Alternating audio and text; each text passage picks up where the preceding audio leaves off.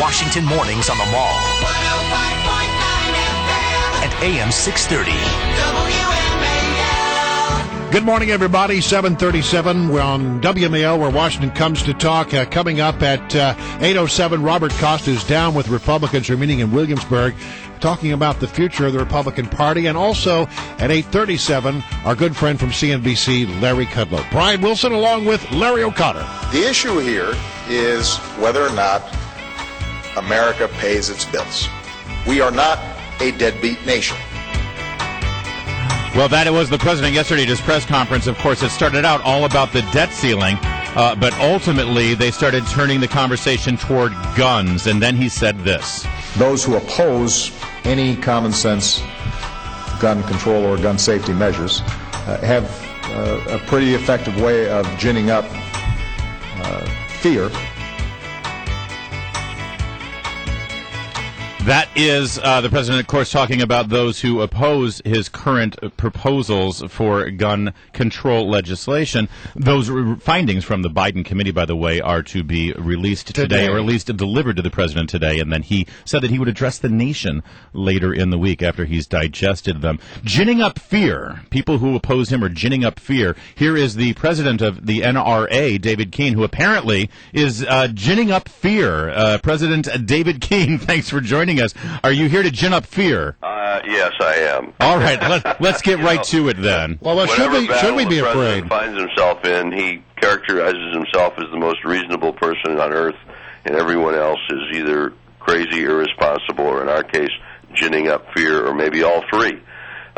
We were accused of, in another response, that gun sales were up because we were trying to convince people that the president was trying to interfere with their Second Amendment rights and ban guns. And why were we doing this? I would suggest we were doing it because he's doing exactly that. And the reason gun sales are up is because people do fear that the president is going to take away their right to purchase legitimate firearms in the future. So if anybody's ginning up fear, and if anybody is exaggerating the, quote, danger, unquote, posed by legitimate firearms owners, the President of the United States and his Vice President, not us. Well, David Keene, it's been such a divisive month in the wake of the Newtown tragedy, and I frankly think that part of the goal here was to divide. I think that the President is trying to define his political opponents on this issue because he's trying to pit American against American, in many ways urban versus rural, and, of course, gun owners versus non-gun owners. But I ask you this, it seems like there are a couple of things that everyone seems to agree upon.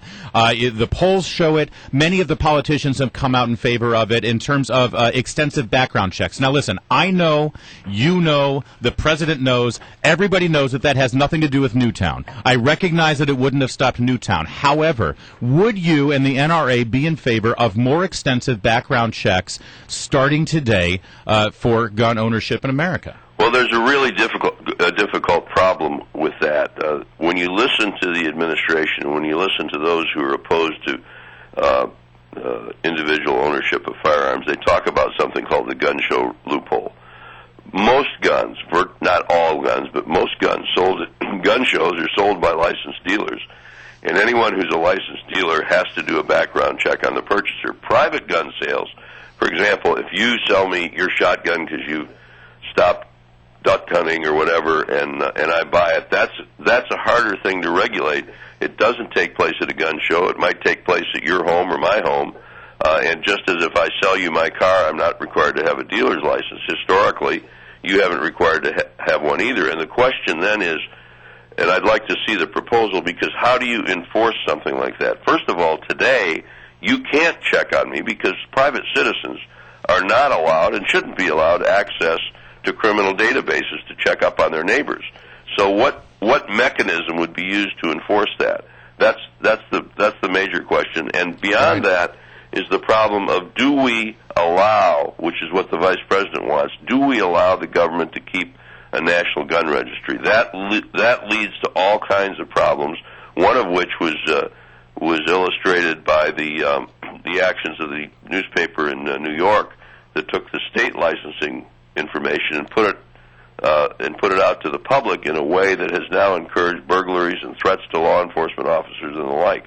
So there are real problems there. But let me tell you what we can get together on, and that is the question of dealing with the mental health crisis we have in this country. And hopefully that's going to be addressed, and there are signals that to some degree it will be. People who are within the group among the mentally ill, who are potentially violent, schizophrenics, and others who are not on their meds, who haven't been treated or dealt with, they should not be able to buy firearms. And we have urged for years that they be included on the federal list of people who are prohibited. At one point, Charles Schumer of New York suggested to us that he would help get that done, but it hasn't been done. That should be done. There are things that can be done. The problem with what the president has been doing and the vice president is the question they're asking is, what do we do about guns, not how do we protect our kids? Let me ask you a question. You were summoned to the White House. You walk into a room, the vice president, the attorney general, his task force is there. Were they in a mood to listen, or were their minds already made up the moment you walked in the door? Well, we sent Jim Baker, our former director of the Institute of Legislative Affairs, and currently our federal legislative expert, up to that meeting.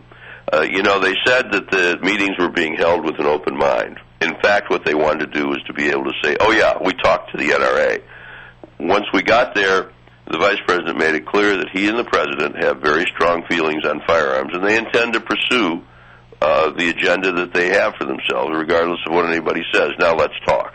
Now that's not really the kind of open-ended conversation that we expected, and it was very disappointing. David Keene, is an AR-15 a self-defense weapon? It can be used as a self-defense weapon. Mostly it's used for sporting purposes. When you listen to the president, I picked up another quote from his line. He says, responsible gun owners, people who have a gun for protection, for hunting, or for sportsmanship don't have anything to fear. There are millions of AR-15s out there. They are the best-selling long gun in the country. They're used for most firearms training. They're used for competition. They are, in fact, used for hunting, and to some degree they're used for self-protection. But the president seems to be saying that people who purchase the most popular firearm in the country don't fall within those categories. And that is either a misunderstanding or a purposeful attempt to try and divide people. What's your greatest fear about what's going to happen today and tomorrow? Well, I'm not worried about today and tomorrow.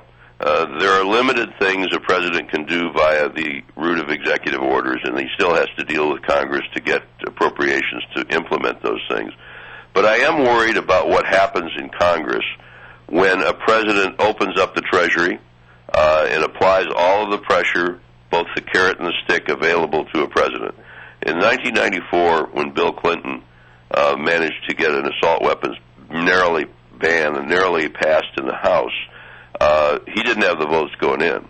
But when he put all of the credit of the White House on the line, he was able to get those votes.